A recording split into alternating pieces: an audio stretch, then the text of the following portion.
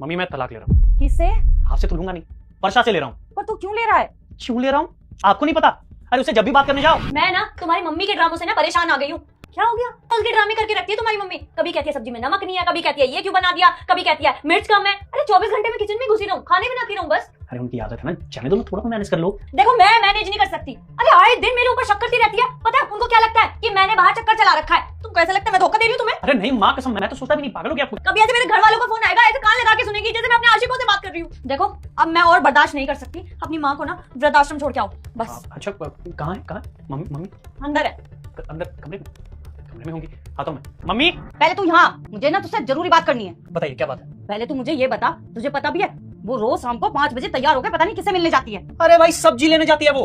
अरे तो मुझसे कह के तो जा सकती है कि मैं सब्जी लेने जा रही हूँ। आप हर रोज वो बता के जाए। हाँ अरे मैं तो पछता रही हूँ तेरी उससे शादी करके। पता नहीं कौन सी घड़ी में मैं उसे लेके आई, पर तू यहाँ क्यों आया? पता नहीं, मैं भूल गया मैं क्यों आया था। जो रुका गुलाम, मेरी तो कोई सुनता ही नहीं है। तो क्या करूं बताओ? इसलिए उसको अभी बुला रहा हूँ और उसे कह देता हूँ कि तलाक दे रहा हूँ। वर्षा हाँ क्या हुआ? मैं तुमसे ले रहा हूँ तलाक। आज शाम में पेपर लेके आऊंगा, साइन कर देना। और मम्मी ने भी हाँ बोल दिया। अरे भाई मैंने तो कुछ बोला ही नहीं। मम्मी आप चुप थी ना, तो इसका मतलब ये है कि हाँ है। तो हो गया क्लियर। मैं जा रहा हूँ ऑफिस, शाम को आऊंगा और साइन कर देना। आप लोग लड़ो। मैंने कुछ नहीं बोला। बस आप रहने दो, मुझे अच्छे से पता है। वर्षा मम्मी साइन करो। बेटा ये सब तू क्या कर रहा है? अरे लोग क्या सोचेंगे हमारे बारे में? देखो मम्मी, लोग क्या सोचेंगे क्या कहेंगे इसकी कोई परवाह नहीं है मुझे, लेकिन मैं जब भी ऑफिस से आता हूँ ना तो आप इसकी शिकायत लेके आ जाती हो और ये आपकी। यही करने बैठा हूँ मैं। देखो बेटा आज के बाद ना तुझे कोई शिकायत नहीं मिलेगी हमारी तरफ से। हम दोनों ने बात कर ली है।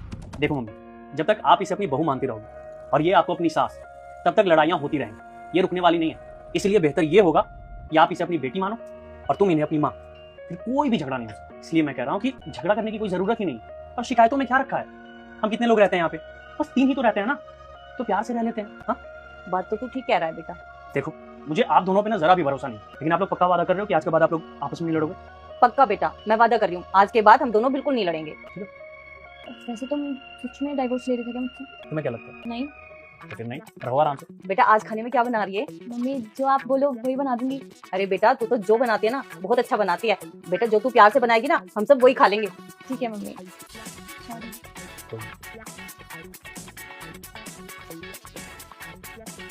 इतनी आसानी से अगर दुनिया में लोग समझने लगे तो झगड़े ही ना।